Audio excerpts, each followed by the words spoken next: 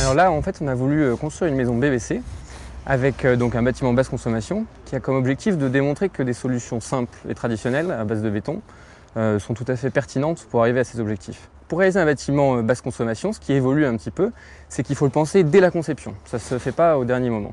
Donc il y a toute une réflexion à avoir pour optimiser les apports d'énergie naturelle. C'est-à-dire qu'une maison, elle ne doit pas être la même partout, elle doit prendre en compte son environnement, dans son orientation, dans son implantation et dans son plan aussi, puisque les pièces doivent s'orienter avec le soleil, entre autres. L'idée, c'est d'utiliser les compétences internes du groupe, qui sont à la fois structure et isolation, de travailler avec un constructeur de maisons individuelles reconnu, innovant. En fait, Lafarge est venue nous voir avec un souhait de dire on a le sentiment que nous, les gens du béton, on n'a pas bien communiqué sur le BBC et que quelque part, on a la capacité d'y répondre, mais ce n'est pas suffisamment connu. Les étapes les plus délicates, c'est vraiment faire rentrer le bureau d'études au stade de l'amont sur le projet et pas en faire une validation réglementaire comme on en avait pris l'habitude.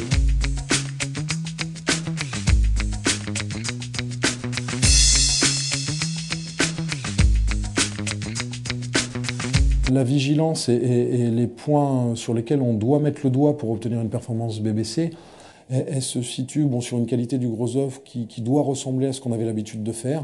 Par contre, elle est sur l'interaction des lots intérieurs. Et après, c'est une coordination des corps d'État où chacun doit prendre conscience de l'impact de celui qui est passé avant et qui passera après. En plus, effectivement, Lafarge a tout un tas de gens spécialisés dans l'étude, on va dire, de développement durable, et notamment sur le BBC.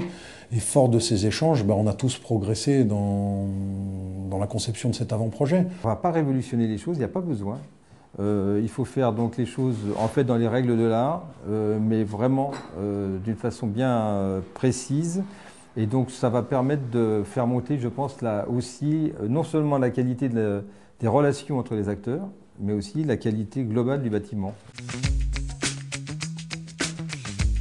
Alors Lafarge nous apporte donc son soutien technique sur le choix des matériaux innovants et performants. Ce sont des matériaux qui sont, je dirais, conformes aux futures réglementations, RT 2012 entre autres.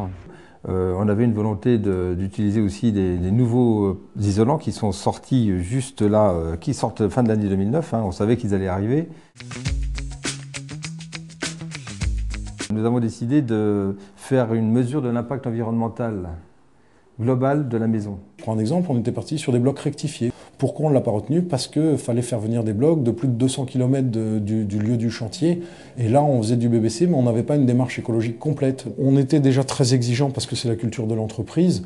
Là, on a renforcé notre niveau d'exigence parce que le détail a du sens quand on veut atteindre une optimisation de performance. C'est dans le détail qu'on fera la différence.